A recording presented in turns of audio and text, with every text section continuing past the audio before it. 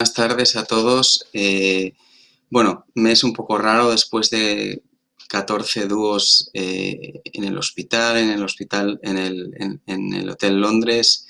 con Juan Pablo, con Javier, con todo el servicio, pues hacerlo ahora desde mi habitación. Me da cierta pena, pero es lo que hay. Yo creo que por ello quizá agradezco aún más a Juan Pablo y a todo su servicio el esfuerzo que han hecho en mantener este dúo que tanto nos ha servido durante tantos años. Y sin más voy a intentar dar unas pinceladas de lo que es mi visión clínica sobre el cáncer de próstata hormonosensible metastásico, independientemente de que es una de las cosas que caracteriza al dúo de todo lo que la industria, evidentemente, y agradecido a ella también, nos influye en nuestro conocimiento. Vamos a seguir una introducción, unos conceptos que son válidos recordar. Vamos a hablar de las posibilidades de qué gana la castración con la adición de la quimioterapia, cosas que nos sorprendió hace 7 u 8 años, y luego vinieron las superdrogas del eje androgénico como la piraterona y últimamente los nuevos antiandrógenos de nueva generación, los vamos a repasar, enza, APA o darolutamida, que sumados al análogo vamos a ver que también tienen un rol importante. Vamos a tocar de refilón y al hilo de la charla, la magnífica charla del doctor García previa a la mía, del PSMA, la importancia de esta técnica en el cáncer de próstata oligo recurrente sobre todo, y también la importancia del tratamiento del primario en el metastásico. Y veremos una pincelada como introducción a la charla del doctor Bono de lo que nos viene. Bien, en principio hemos de ver cuál es nuestro setting, ¿no? Es decir, el cáncer de próstata del Registro Nacional Metastásico de inicio, en el Registro Nacional que hace un tiempo hizo la asociación apoyado por Astelas, se calculó un 4% y es verdad que se mueve en un rango, depende de las fuentes consultadas, entre un 2 y un 6%, y eso corresponde a unos 1.300, 1.500 pacientes de nuevo al año en nuestro país, según datos de la SEOM. Pero probablemente nuestro target es mayor. Y por eso voy a referirme inicialmente al estudio inglés del STAMPEDE, que ha sido muy criticado, es un ensayo clínico al uso, pero que realmente engloba mucho, es mucho más asistencial que los ensayos clínicos al uso, puesto que incluye muchos pacientes metastásicos de muchas formas, pacientes localmente avanzados, pacientes recurrentes de alto de riesgo, en una palabra, pacientes todos ellos que se nos pueden morir y lo sabemos por cáncer de próstata. Y me voy a referir al STAMPEDE varias veces en esta charla. Hace poco, a modo de introducción, me consultaron de una consultoría de marketing de un nuevo fármaco que desconozco cuál es, para ver, bueno, pues para dar mi opinión como uroncólogo, ¿no? Entonces, me di cuenta que daban unas cifras, estas cifras me las dieron ellos, de un 6%, que está en el rango alto que os he comentado antes de incidencia del metastásico de novo, y a este le asignaban una supervivencia global a 5 años aproximadamente el 30%, es un dato correcto. Pero ellos, su foco de discusión, donde les interesaba colocar el fármaco, estaba en un grupo mucho mayor de pacientes, de un 13% de localmente avanzados, cuya supervivencia global a 5 años es del 100%. Por lo tanto, el mundo económico probablemente nos hace que lo que vaya a decir en esta charla tiene un target mucho más amplio que lo que vamos a decir del metastásico, que el mundo de los negocios ya lo encuadra en un puzzle cerrado que puede cambiar de forma o con más piezas, pero ellos ya lo tienen estipulado, que en el metastásico puede caber la viraterona, el docetaxel, la enza, la APA, la radioterapia al primario y, por supuesto, la hormonoterapia clásica. Por lo tanto, el target del 4% que os decía probablemente en un futuro sea mucho mayor y extendible todo lo que vamos a hablar a estadios anteriores. Porque este puzzle ahora mismo tiene piezas deslavazadas, es decir, los propios ensayos clínicos nos han dado criterios de clasificación en alto riesgo, alta carga, el grupo de riesgo, definiciones que vienen dadas muchas veces por las técnicas, como ha dicho el doctor García, que usemos de oligoprogresión u oligometastásico, y sobre todo en este puzzle tenemos que manejarlos con lo que vivimos en nuestro país, no solamente lo que publican las series pivotales o los países que pueden usar de inicio todos estos fármacos o todas estas adelantes. Porque hasta hace aproximadamente 5 o 10 años, pues nosotros teníamos un puzzle bastante bien apañadito en el que manejábamos una serie de fármacos probablemente sobreutilizando lo que clásicamente llamábamos el bloqueo androgénico máximo, luego sabemos que no va a ser así,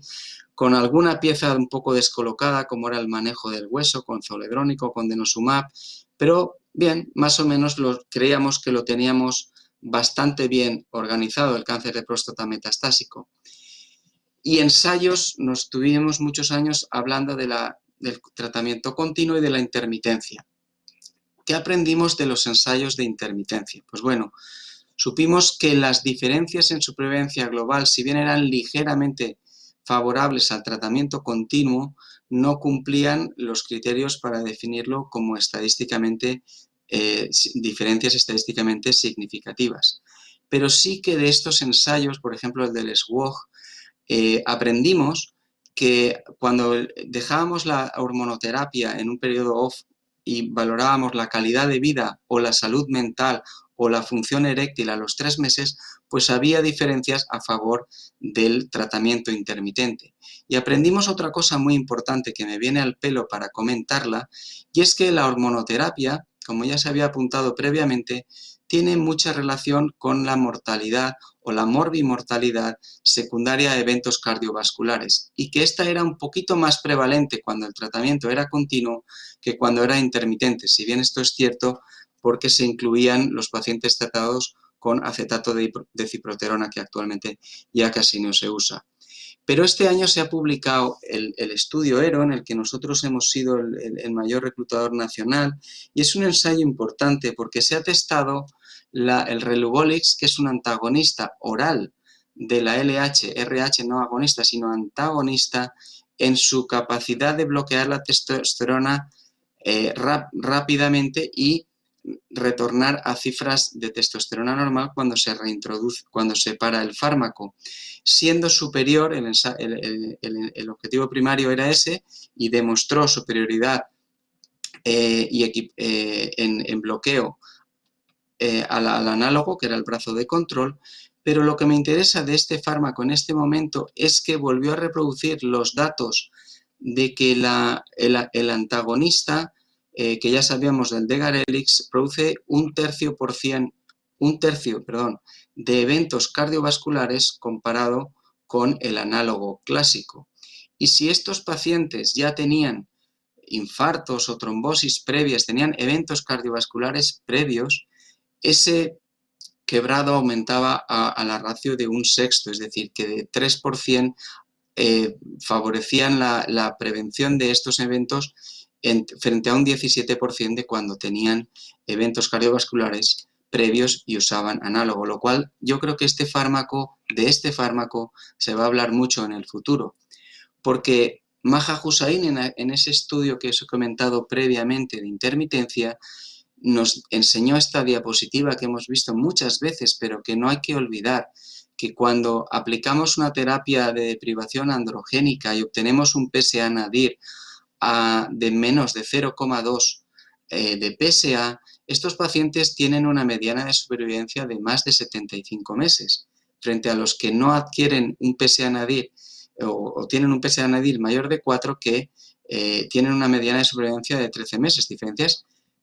brutales desde mi punto de vista. Por lo tanto, si aunamos toda esta información y tenemos como amigo Ángel Borque, que nos desgrana la supervivencia global del grupo control del Charter, de la rama del Charter que llevó solo hormonoterapia, objetivando que, por ejemplo, los pacientes con criterio Charter de alto volumen, de bajo volumen y de nueva aparición tenían una supervivencia de 60 meses frente a los de 33 meses de alto volumen y de nueva aparición, podemos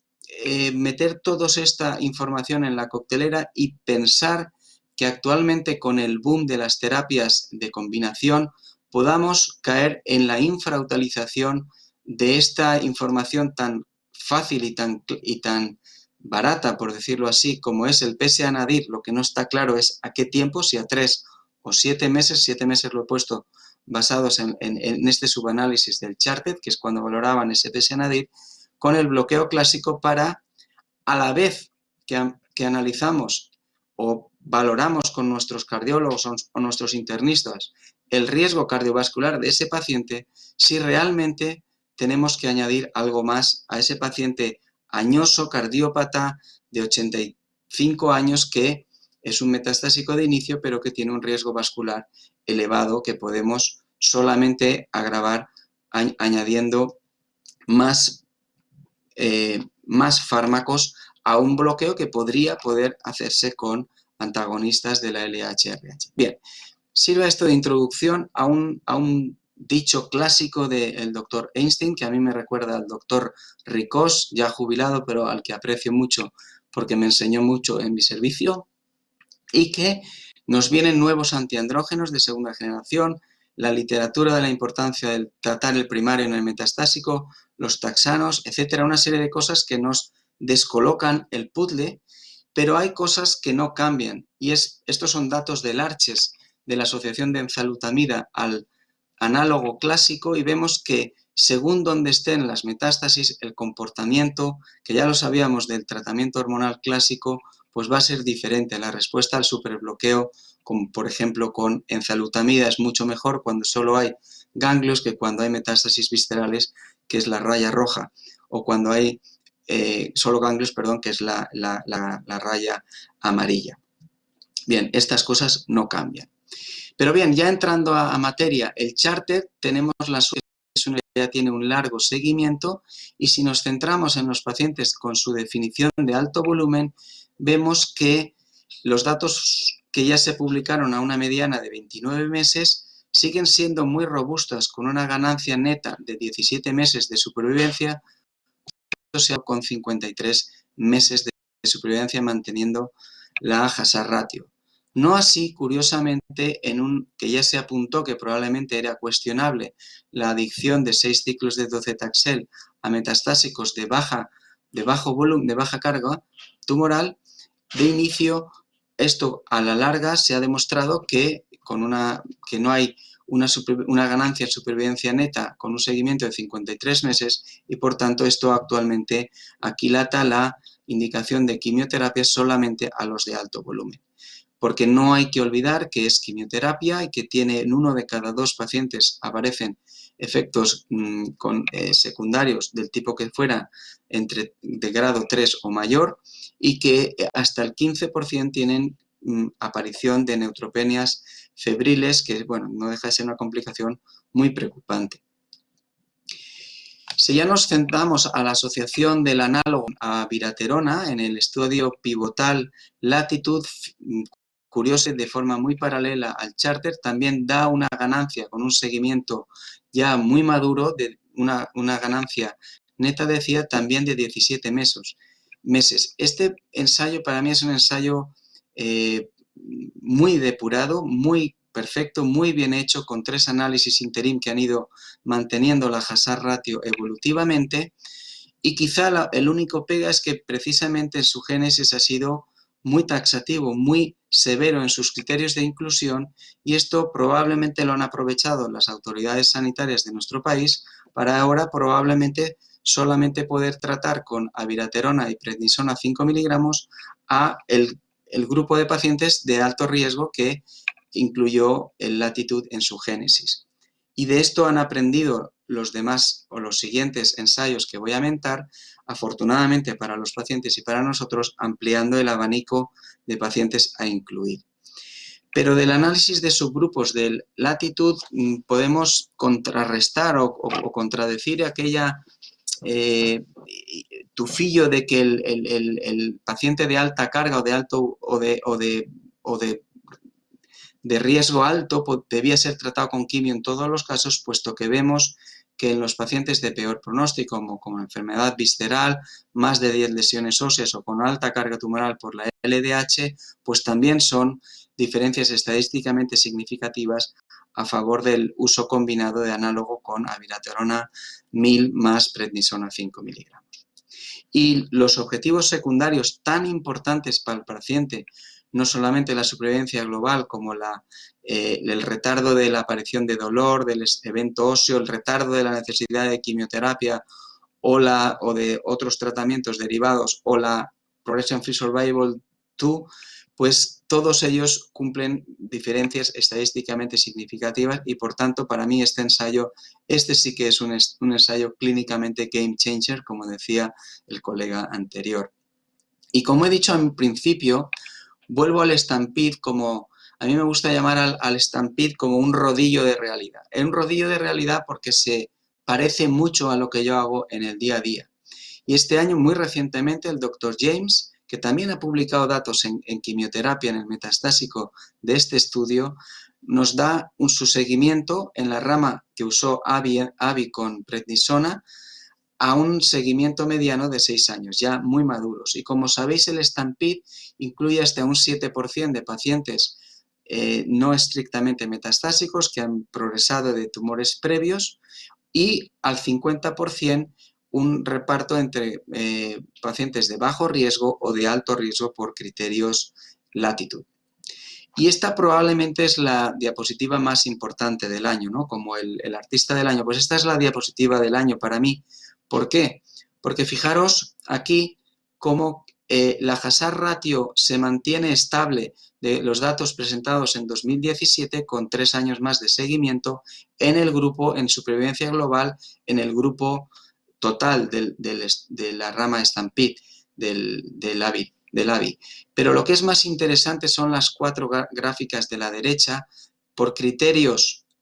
dicotomizados los pacientes por alto o bajo grado criterios latitud o bajo alta carga tumoral por criterios Charter, en todos ellos manteniendo las hazard ratios y diferencias estadísticamente significativas. Por lo tanto, dejarme decir esta frase en inglés, porque no es mía, sino del propio Dr. James, diciendo que regulators and purchasers could consider extending the approval of abiraterone in metastatic prostate cancer to all patients.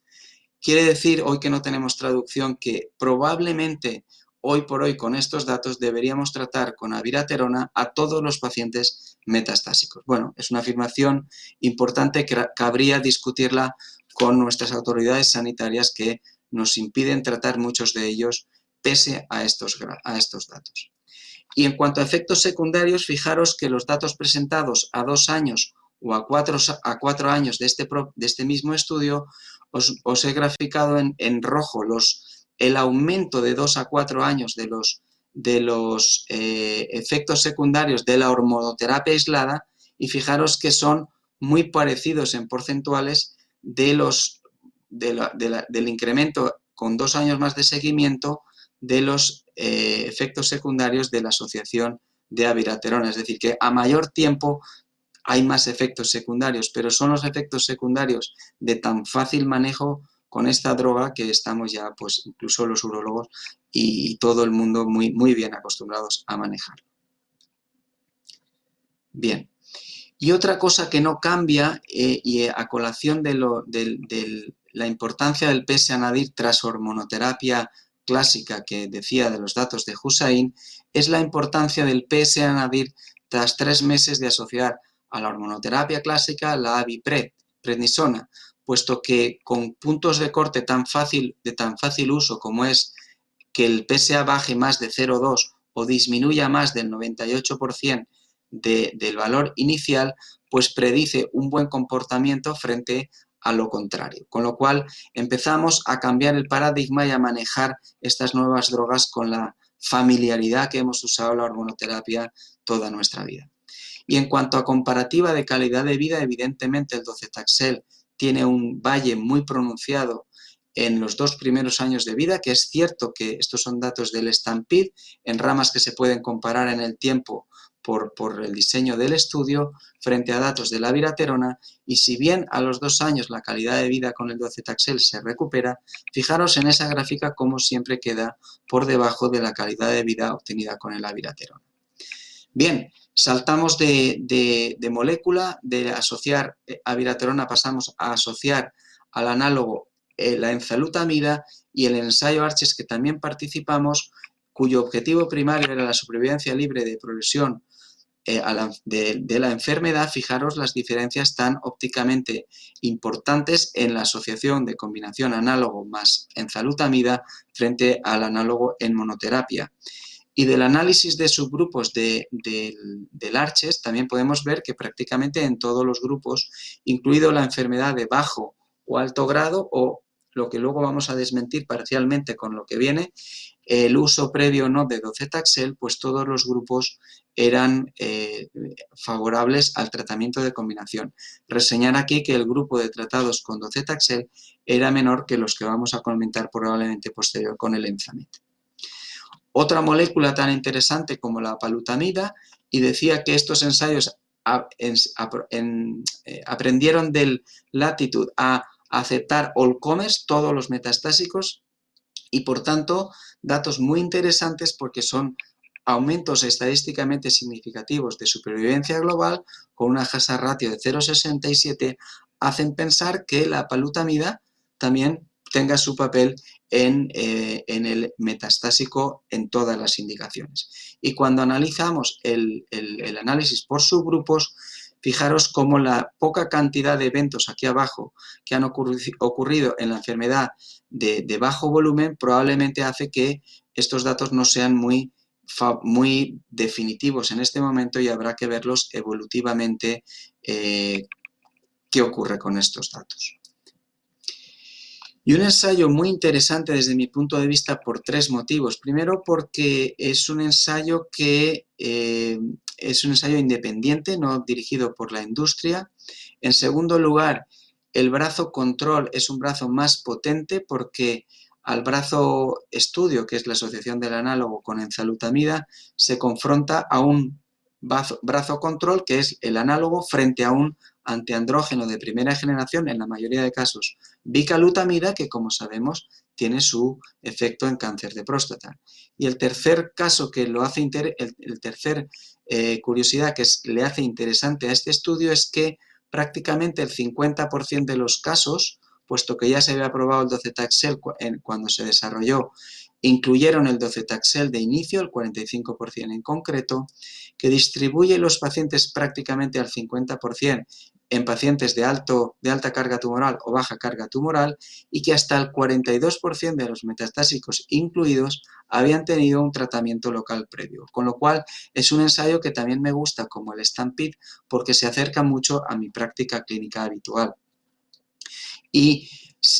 es un ensayo positivo en supervivencia global. Fijaros que aquí tiene una hazard ratio de 0,67 para todo el grupo estudiado y con datos interesantes en cuanto que hay subgrupos que se comportan de una forma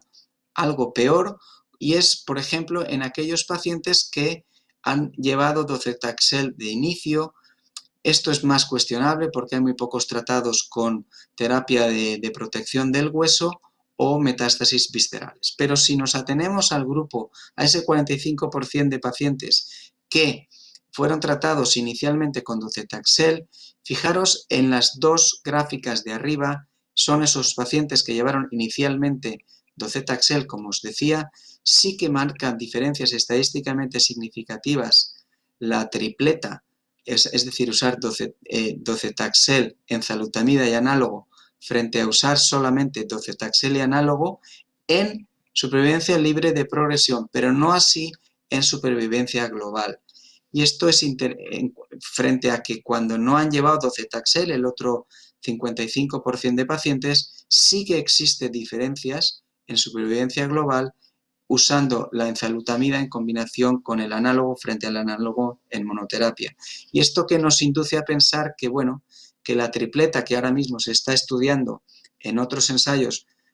más pensados para responder a esa cuestión pueda, o por lo menos este ensayo nos hace pensar que no sea efectiva.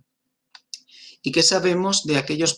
cánceres de próstata hormonosensibles que recurren al tratamiento en primario? Bueno, pues en 2020 tenemos pocos datos. Podemos intuir que puedan ir mejor. Mi opinión es que esto, cuando tenga un seguimiento mayor y una N mayor, probablemente también sean favorables a las ramas de combinación, tanto con enzalutamida o con apalutamida, pero ahora mismo son datos inmaduros. Si pasamos a